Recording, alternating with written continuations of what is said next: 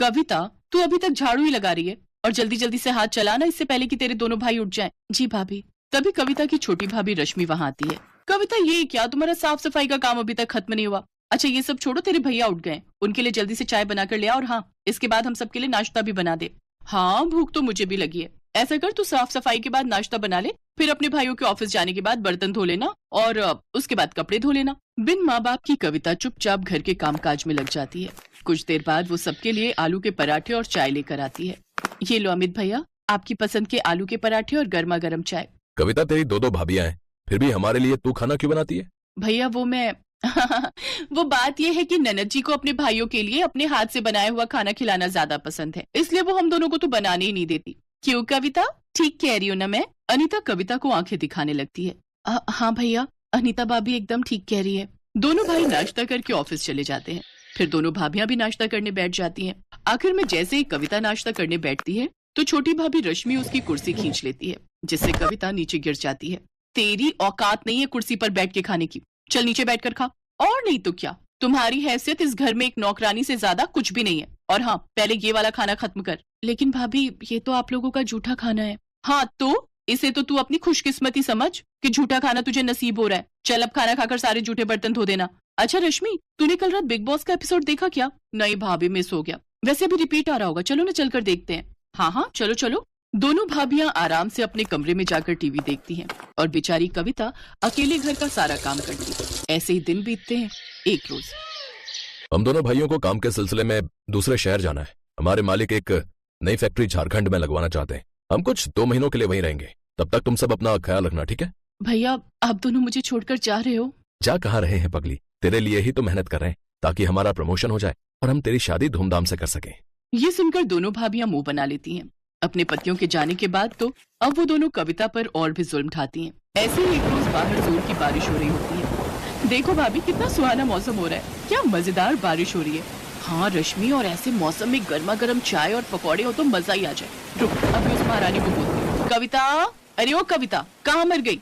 जी भाभी, आपने बुलाया? वो मैं कपड़े उठाने गई थी। अच्छा ठीक है, चल अब जल्दी से हमारे लिए गर्मा गर्म चाय और पकौड़े बनाकर ले आ। जी भाभी। कविता रसोई में जाकर पकौड़े बनाने लगती है। कुछ देर, हे राम, कहीं मैं पकौड़ों में नमक डालना तो नहीं भूल गई। एक चक्कर देखती हूँ। कविता जैसे ही एक पकौड़ा चखने लगती है तभी वहाँ उसकी छोटी भाभी रश्मि आ जाती है और वो उसे एक जोरदार थप्पड़ मारती है। बदतमीज, हमें जूठा खिलाती है, आज तो तू देख तेरी खैर नहीं। ये कहकर रश्मि उसे खूब मारती है।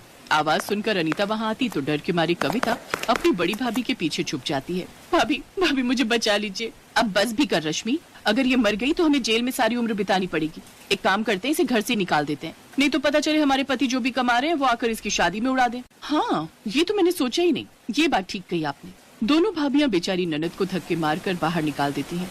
बाहर तेज बारिश हो रही थी। भाभी मुझे घर से मत निकालो, इस बारिश में आखिर मैं कहाँ जाऊंगी? लेकिन वो उसकी एक नहीं सुनती और उसे घर से निकाल देती है। कविता बारिश में बचते हुए एक पेड़ के नीचे खड़ी हो जाती है और सारी रात उसी पेड़ के नीचे बैठकर रोती रहती है। ऐसे ही अगली सुबह हो जाती है। कविता को भूख लगने लग जाती है। बहुत भूख लगी है, ये सोचकर कविता कुछ खाने के लिए ढूंढते हुए सड़क की ओर आती है। ठेलों पर जाकर कुछ न कुछ मांगती है, लेकिन कोई भी उसकी मदद नहीं करता। कुछ देर बाद वो एक बूढ़े बाबा के ठेले पर पहुंचती है जो कि पकौड़े बनाकर बेच रहा था।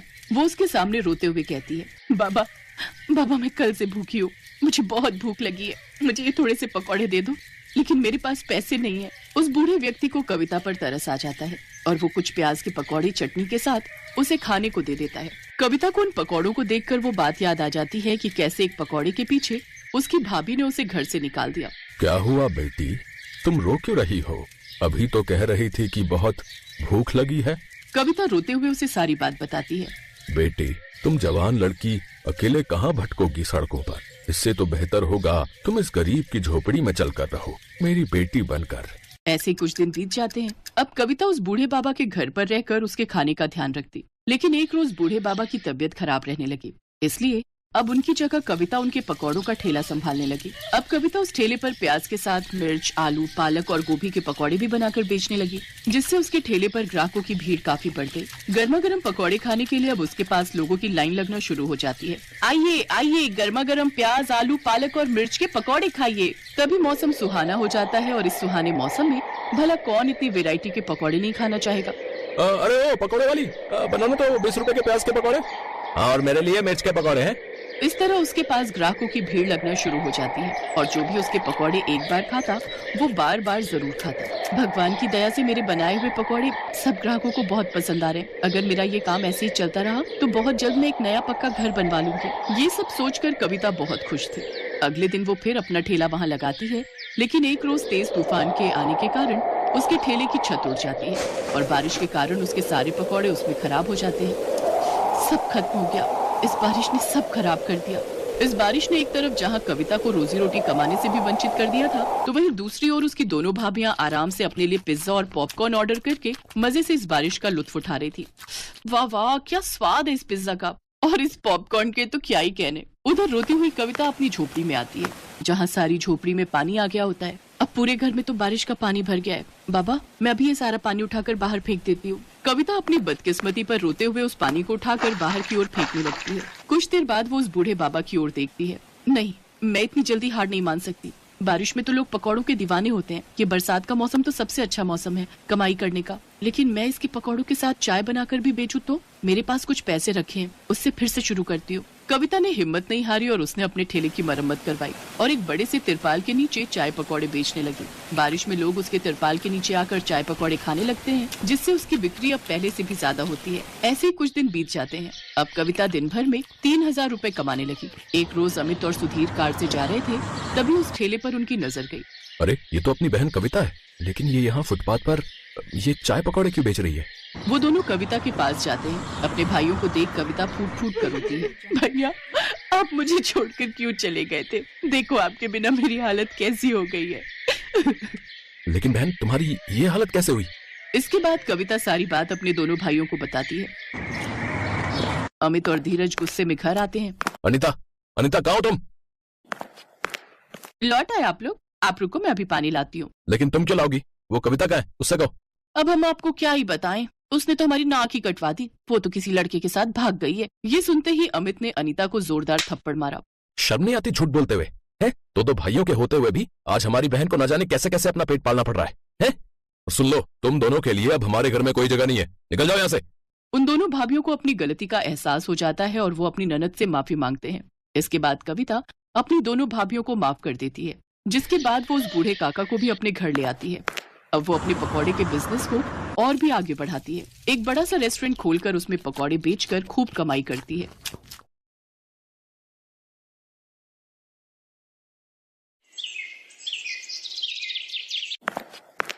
अरे, आ गए आप काम से? अब आप जल्दी से हाथ मुंह धो लीजिए, मैं आपके लिए खाना लगा देती हूँ। अरे यार साक्षी, खाना तो आकर खा लेंगे। चलो आज पहले बाहर चाट पकौड़ी खाकर आते हैं। आज बड़ा मन कर रहा है चाट पकौड़ी खाने का। अरे नहीं नहीं, सासू माँ गुस्सा करेंगी। तभी अंदर से शोभा निकल कर आती है और दोनों की बातें सुन लेती है। अरे बहू, चली जाओ, जब हार्दिक इतना कह रहा है तो उसका मन भी होगा खाने का। और वैसे भी शादी को इतने दिन हो गए, कहीं नहीं गई तब से, इसी बहाने थोड़ा घूम आओ। अपनी सास के कहने पर साक्षी हार्दिक के साथ साइकिल पर बैठकर चली जाती है। अच्छा जी, मेरे कहने पर एक बार नहीं चली और माँ के बोलने पर एक बार नहीं चलती तुम? अरे, तो सासू माँ से पूछे बिना कैसे आ जाती मैं? खैर ये सब छोड़ो, ये बताओ आज ये इतना प्यार कैसे जाग रहा है मुझ पर, जो आज मुझे बाहर की चाट पकौड़ी खिलाने ले आए हो? अरे वो राजू कल अपनी पत्नी को बाहर लेकर गया था, मुझे बता रहा था, तो बस मैंने भी सोचा कि आज मैं भी साक्षी को चाट पकौड़ी खिलाने ले जाऊं। अच्छा जी, शादी को 1 साल होने जा रहा है, अब भी इतना प्यार करते हो मुझसे?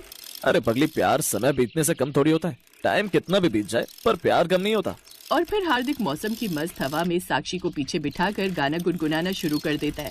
जब प्यार किया तो डरना क्या, जब प्यार किया तो डरना क्या, ओ प्यार किया कोई चोरी नहीं की, प्यार किया जब प्यार किया तो डरना क्या। दोनों बहुत ही खुश थे और हंसते बोलते मगन होते हुए जा रहे थे कि तभी सामने से एक बाइक आती है और उनकी साइकिल को टक्कर मार देती है, जिसके कारण हार्दिक की वहीं मौत हो जाती है और साक्षी को थोड़ी बहुत चोट लगती है। कुछ समय बाद हार्दिक की डेड बॉडी को घर पर लाया जाता है। साक्षी हार्दिक के पास सर रख कर खूब रोती है। मुझे क्यों छोड़ गए अकेला? अब मैं कैसे रहूंगी आपके बिना? हार्दिक, तुम तो मुझसे प्यार करते थे ना, फिर क्यों छोड़कर जा रहे हो? हार्दिक, ऐसा मत करो, मुझे छोड़कर मत जाओ हार्दिक, मैं नहीं रह पाऊंगी तुम्हारे बिना।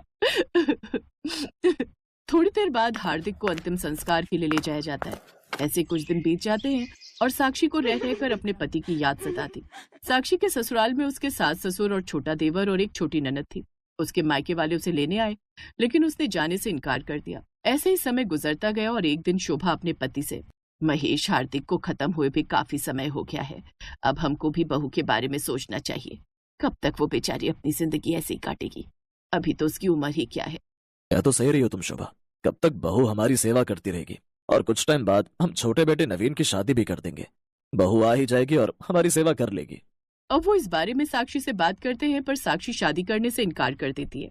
नहीं, मैं यहीं रहूंगी, मैं इस घर को छोड़कर कहीं नहीं जाऊंगी, ये घर मेरे हार्दिक का है। साक्षी की बातें सुनकर उनकी आंखों में आंसू आ जाते हैं और वो उससे कुछ नहीं कहते। तभी उनका ध्यान नवीन पर जाता है और दोनों के दिमाग में एक ही बात चलती है, क्या आप भी वही सोच रहे हैं जो मैं सोच रही हूँ? हाँ शोभा।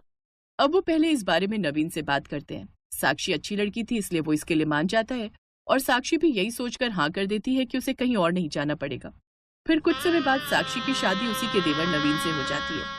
नवीन पास के ईंट भट्टे पर काम करने लग जाता है और वहां पर उसको नशे की लत लग जाती है, जिससे अब वो रोज नशा करके घर आता और साक्षी को बहुत बुरी तरह मारता है। माँ जी बचाइए मुझे, ये मुझे मार रहे हैं। शोभा अंदर से निकल कर आती है और उसे बचा लेती है, लेकिन अब रोज रोज साक्षी के साथ वो ऐसा ही करता है। ये देख एक रोज शोभा नवीन को घर से बाहर निकाल देती है। सासू माँ, लगता है मेरी किस्मत में पति का प्यार ही नहीं लिखा है। हार्दिक मुझे प्यार करते थे तो भगवान ने उनको मुझसे छीन लिया, और अब नवीन जी से शादी हुई तो इनको नशे की लत लगाकर दूर कर दिया।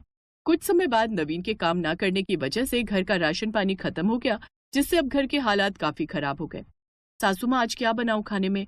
घर में कुछ सब्जी नहीं है। बहू, मैं आंगन में से कच्चे आम ले आती हूँ, तुम उसकी चटनी बना लेना और उसके साथ रोटी बना लेना। शोभा आंगन में से कच्चे आम तोड़कर ले आती है और शोभा उसकी चटनी बनाती है। फिर सब लोग खाना खा लेते हैं। फिर अगले दिन साक्षी, सासू माँ, आज क्या बनाऊं खाने में? आज घर में आटा भी खत्म हो गया है। मैं सोच रही थी क्यों ना मैं आज कच्चे आम के पकौड़े बना लूं। कल भी रेनू दीदी ने खाना नहीं खाया था, आज तो वो मन से खा लेगी, और थोड़ा सा बेसन भी रखा है, उसी में लपेट कर बना दूंगी पकौड़े। साक्षी रसोई में जाती है और बेसन का पेस्ट बनाती है और उसमें कच्चे आम काट कर डालती है और सबके लिए गर्मा गर्म पकौड़े बना कर लाती है। अरे भाभी, क्या बनाया ये? एक तो इतने खट्टे आम, ऊपर से मसाले, मुझे नहीं खाने, ले जाओ इनको। रेनू, ये कैसे बोल रही है? तुम्हारे लिए तो बनाए थे ये पकौड़े तुम्हारी भाभी ने। जब कुछ नहीं था घर में तो वो कहाँ से लाती बनाने के लिए कुछ। अब खा लो और नखरे मत करो। और फिर रेनू मन मारकर 2-3 पकौड़े खा लेती है और गुस्से में वो अपने कमरे में चली जाती है। अब साक्षी सोच में पड़ जाती है कि ऐसा कब तक चलेगा, कुछ न कुछ तो करना ही पड़ेगा। मुझे नहीं पता था कि मेरा दूसरा बेटा इतना नालायक निकलेगा। मैंने सोचा था कि बाहर के धक्के खाकर घर ही आ जाएगा, पर देखो ना, अभी तक नहीं आया। आज 3 महीने हो जाएंगे।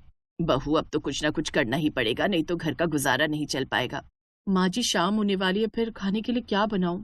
बहू, क्या ही बनाऊं, आंगन में आम ही लगे हैं। माँ जी, मैंने रसोई में मूंग की दाल रखी देखी थी। एक बार हार्दिक लेकर आए थे हलवा बनाने के लिए, मैं बना नहीं पाई थी, इसलिए सोच रही थी आज कच्चे आम को मूंग की दाल के साथ पीसकर उसके पकौड़े बनाऊं। आप देखना, वो ननद जी को भी पसंद आएंगे। थोड़ी देर बाद साक्षी अंदर जाती है और कच्चे आम की मूंग की दाल वाले पकौड़े बनाती है। कुछ देर बाद, अरे वाह भाभी, आज पकौड़े तो बहुत अच्छे बने। आज किस चीज के पकौड़े बनाए हैं? ये आज मैंने मूंग की दाल के पकौड़े उसमें आम डालकर बनाए हैं। जो भी बोलो, ये इतने कुरकुरे हैं कि मजा ही आ गया।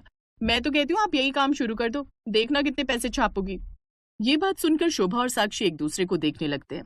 थोड़ी देर बाद शोभा अपने पड़ोस से कुछ पैसे उधार लाती है और उन पैसों से पकौड़े बनाने का सामान लेकर आती है। फिर शोभा भी आंगन से कच्चे आम लेकर आ गई और साक्षी ने भी सारी तैयारी कर ली थी। फिर साक्षी ने कच्चे आम को काटकर उसे मूंग दाल का पेस्ट बनाकर उसके पकौड़े बनाए और शोभा सर पर टोकरा रखकर पकौड़े बेचने के लिए चली जाती है और गलियों में, बाजारों में आवाज मार मार कर पकौड़े बेचने लगती है। पकौड़े ले लो, पकौड़े, खट्टे मीठे आम के पकौड़े, एक बार खाए तो वो खाता ही जाए। ऐसी आवाज मार मार कर सारे पकौड़े बिक जाते हैं। अब घर पर साक्षी पकौड़े बनाती रहती और कुछ दिन बाद उन्होंने हिसाब लगाया तो उनको मुनाफा होता नजर आया।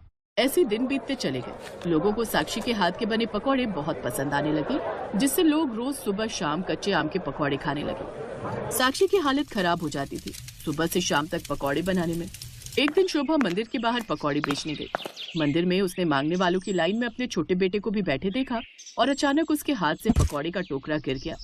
बेटा, तू यहाँ मंदिर के बाहर, क्या हुआ ये सब? माँ, मैंने बहुत गलत किया था साक्षी के साथ, आज उसी के कर्मों की सजा भुगत रहा हूँ। क्या हुआ था बेटा तुझे, और तू इतने दिन से घर वापस क्यों नहीं आया? एक दिन ऐसा नहीं गया जो तेरा इंतजार नहीं किया मैंने। माँ, मैं नशे की हालत में था और मुझे कुछ गुंडे वहां से उठाकर ले गए और वहां पर मुझसे चोरी डकैती का काम कराते थे और काम न करने पर मुझे मारते थे और मेरी एक टांग भी तोड़ दी और मैं जैसे तैसे वहां से भाग आया और इस मंदिर पर अपना पेट भर लेता हूँ। और माँ, मैं इसीलिए घर नहीं आया, मेरी हिम्मत नहीं थी साक्षी का सामना करने की। फिर शोभा नवीन को अपने साथ घर ले जाती है और नवीन साक्षी से माफी मांगता है। साक्षी भी उसे माफ कर देती है और सास बहू ने पकौड़े बेच बेच कर मेहनत करके नवीन का अच्छे हॉस्पिटल में इलाज कराया और नवीन को ठीक कर लिया। कुछ समय बाद नवीन ने अपना ठेला लगा लिया। सब लोग मिलकर ठेले पर काम करने लगे। उनका ठेला अच्छा चलने लगा और पैसे की कमी पूरी हो गई। उनकी आर्थिक स्थिति भी ठीक हो गई। अब साक्षी को वो खूब प्यार देता, जिससे साक्षी भी बहुत खुश थी।